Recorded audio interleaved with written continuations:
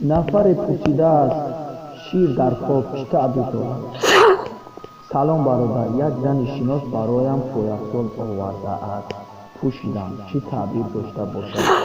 سلام برادر، تعبیر خوابم را میگفتید. حالا فرزنددار نیستم، در آرزوی فرزند هستم. در خواب صاحب دو دخترچه هستم. چه تعبیر داشته باشد؟ انتظارم. شیر در خواب. شیر گاومیش و شتر در خواب نعمت است. نعمت شیر بوز در خواب از شیر گاو بیشتر است. در خواب استعمال نمودن شیر ماچخر نشانه بیماری است و استعمال شیر بیتل به دست آوردن نومیدی را پیشگویی میکند.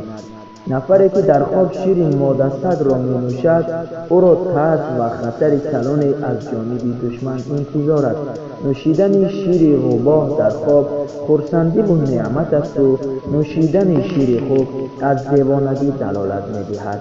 مرد در خوابش از سینه زن شیر استعمال نماید نشانه بدبختی و کلفت است. در بعض تعبیرنامه ها چنین خواب نشانه ثروتمند شدن را دارد. زن شوهردار خواب ببیند که شیرش را استعمال می کنند صاحب نیکویی و نعمت می گردد. نفری که در خواب شیر خود را استعمال می کند نشانه خیانت و خائنی است. زن در خوابش از پستان بیشیر به نفر کوشش شیر دادن را کند این نفر از نعمتها بی‌نصیب می ماند. قیماق روی شیر را در خواب استعمال کردن نشانه فایده به دست آوردن را دارد. بعضی‌ها چنین خواب را بی‌خاصیت می‌شمارند. شیر حیوانات خانگی را در خواب دیدن یا در خواب نوشیدن نشانه از شخص ثروتمند پول حلال به دست آوردن را دارد.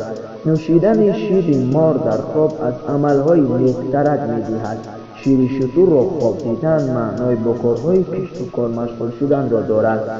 نوشیدن شیر شتر نشانه ازدواج با دختر خداترس را دارد. شیر ماده شیر را نوشیدن معنای به دشمنان غالب آمدن است. همزمان خواب دیدن و در خواب نوشیدن شیر حیوانات وحشی معنای در دین استوار بودن شخص خواب دیده را تجسم می‌نماید. کسی که خواب دیده است زن به او پایافزال داده است.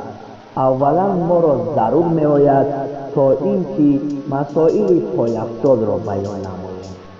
پایافزال در خواب تجسمگری وضع مالیوی از ناخوشی‌ها ایمن ماندن و زن است.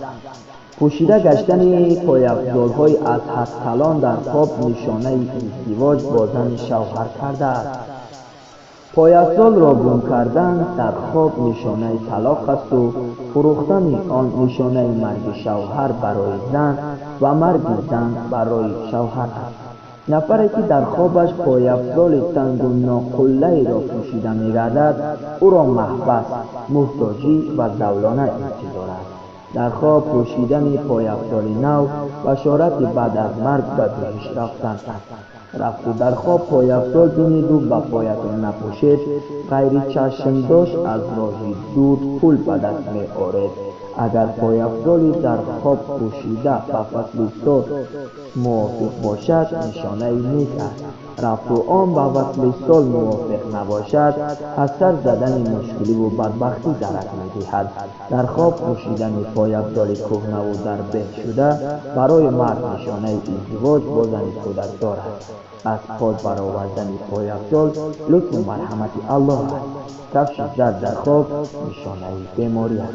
اگر رفت و زن پایافزال با او تحفه کرد با خوشنودی، محبت، توجه و آشتی شدن نفرانی با هم دشمن و جنگی اشاره می‌نماید. صاحب فرزند شدن در خواب مخصوصاً دختر. اگر کسی در خواب ببیند که صاحب دختر شده است خرسندی و سرور دنیوی نصیبش می‌گردد. اگر ببیند دختر برایش متولی شد یا کسی به او داد به اندازه زیبایی دخترش شادی، نعمت و برکت به او می‌رسد و اگر ببیند دخترش مرد تعبیرش برعکس این است.